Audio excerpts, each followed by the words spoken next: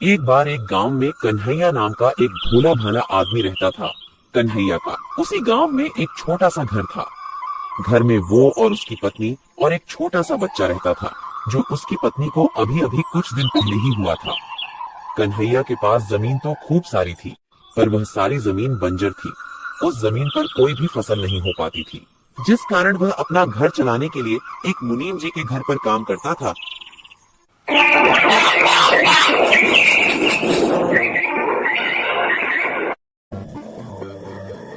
भाग्यवान, ओ भाग्यवान, आज मुझे मुनीम जी के पास बहुत सारा काम है। आज मुनीम जी का अनाज बाहर शहर बिकने को जाएगा, तो मैं आज खाना खाने नहीं आ पाऊंगा। तो तुम आज मेरा खाना किसी के भी हाथ मुनीम जी के घर तक पहुंचा देना। फिर कन्हैया मुनीम जी के घर पर काम के लिए निकल जाता है।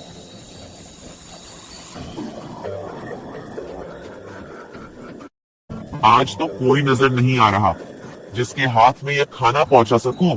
लगता है आज मुझे ही खाना देने जाना होगा। कन्हैया की पत्नी कन्हैया को खाना देने के लिए मुनीम जी के घर के लिए निकल जाती है।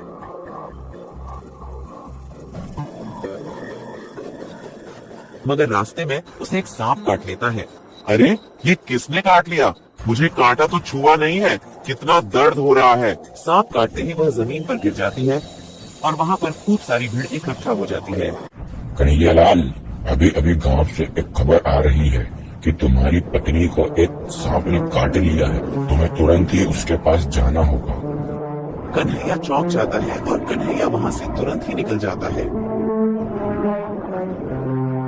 मगर कन्हैया की पत्नी नहीं बच पाई।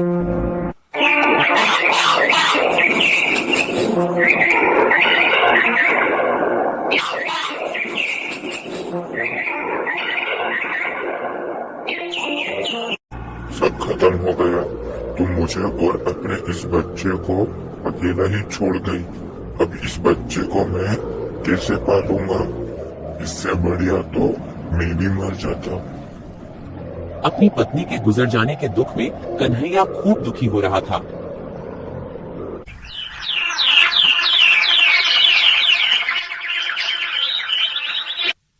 कुछ सालों बाद कन्हैया के जीवन में खुशी का माहौल बनता है। राजेश बेटा अब तक खूब बड़ा हो चुका था और उसकी बिजली विभाग में सरकारी नौकरी लग चुकी थी। आज बेटा तुझे लड़की वाले देखने आ रहे हैं।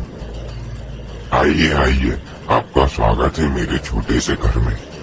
राजेश को लड़की वाले देखने के लिए आते हैं और राजेश का रिश्ता नंदिनी के साथ पक्का हो जाता है। फिर कन्हैया अपने बेटे की शादी बड़े ही धूमधाम से करता है। फिर शादी के कुछ दिन बाद, नंदिनी, ये लो पैसे, मेरा अलमारी में रख देना। अरे बाप रे, इतने सारे पैसे! बेटा राजेश, तू इतने सारे पैसे कहाँ से लाया? तेरी तो इतनी तनख्वाह भी नहीं है। अरे पिताजी, ये तनख्वाह नहीं है। अब मैं तुम्हें कैसे समझाऊं? पिताजी, इसे अंग्रेजी भाषा में कमीशन कहते हैं। मतलब तू लोगों से घूस लेने लगा है। और क्या पिताजी? बेटा, तुझे तेरी माँ के गुजर जाने के बाद भी मैंने तुझे पढ़ाया लिखाया और इतनी बढ़िया नौकरी के काबिल बनाया, और आज तू उसी कुर्सी का फायदा उठाकर गरीब लोगों से घूस ले रहा है। तुम्हें क्या पता पिताजी, ईमानदारी के रास्ते पर चलने वाला हमेशा पीछे रह जाता है। आजकल जो ईमानदारी के रास्ते पर चलता है वो हमेशा पीछे ही रह जाता है। ईमानदारी पर चलेंगे तो धीरे धीरे आगे बढ़ेंगे, अगर थोड़ी बहुत घूस खाकर आगे बढ़ेंगे तो बहुत जल्दी आगे बढ़ेंगे। पिताजी, बेटा, जो ईमानदारी के रास्ते से धीरे धीरे आगे बढ़ता है वो बहुत लंबे समय तक टिकता है। जो ये घूस खाकर आगे बढ़ता है वो बहुत ही जल्दी बर्बाद होता है। और आगे तेरी मर्जी। और कन्हैया इतना कहकर अपने घर से निकल जाता है। ठीक ही तो कह रहे हैं कि घूस लेना पाप है। पिताजी की बात तो मान लो। तुम भी चालू हो गई। पिताजी मुझे कम सुना के गए हैं क्या? घूस लेना पाप है। अब मुझे मेरा खाना दे दो, ऑफिस के लिए लेट हो रहा हूँ। इसी तरह कन्हैया का बेटा राजेश लोगों से घूस लेने लगा था।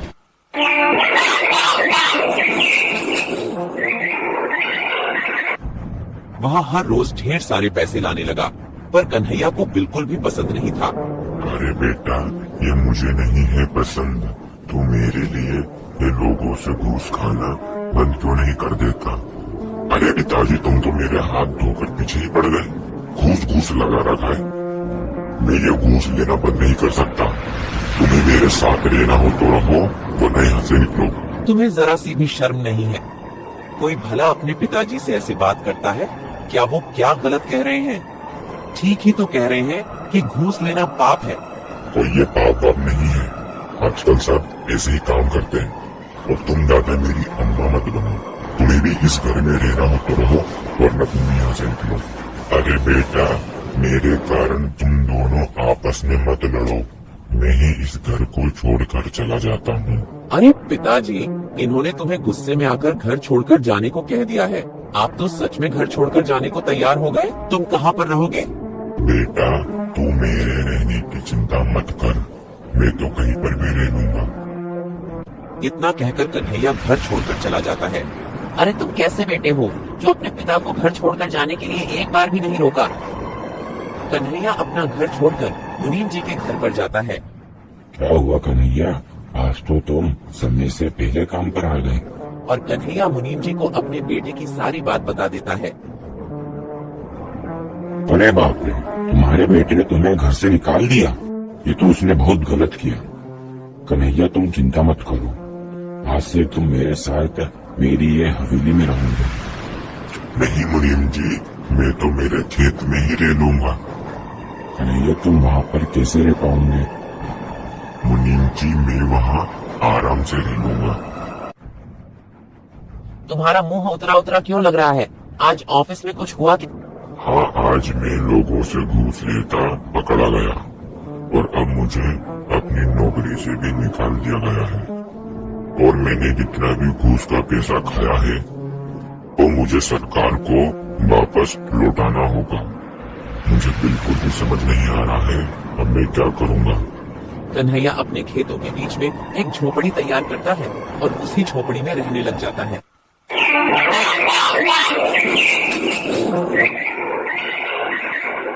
मुनीम जी कन्हैया से मिलने उसकी झोपड़ी पर जाते हैं। अरे मुनीम जी, आज तुम्हारा ये मेरी झोपड़ी में कैसे आना हुआ? अरे कन्हैया, आज तुम्हारे लिए एक खुशखबरी है। अरे जो तुम्हारी बंजर जमीन थी ना, वो एक फैक्ट्री निर्माण के काम के लिए खरीदी जा रही है, पूरे 5 लाख रुपए में। क्या 5 लाख रुपए? मुनीम जी, मुझे तो आपकी बात पर विश्वास नहीं हो रहा। अरे मेरी बात पर भरोसा करो, मैं सच कह रहा हूँ। ऊपर वाले ने मेरी सुन ली।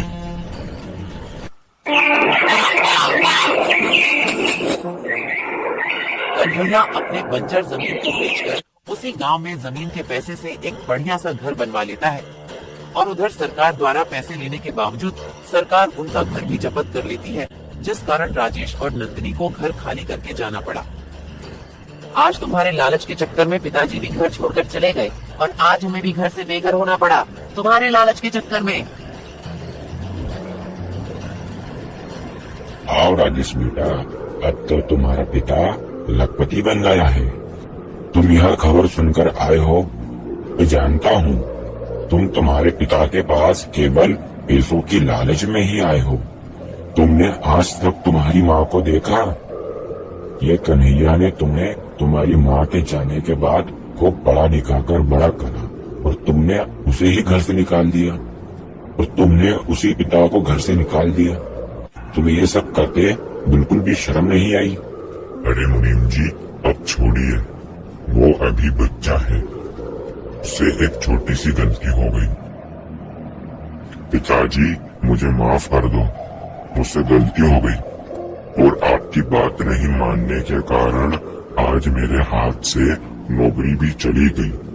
कोई बात नहीं बेटा, तुझे कहा था ना मैंने कि ईमानदारी के रास्ते पर चलेगा तो खूब आगे जाएगा।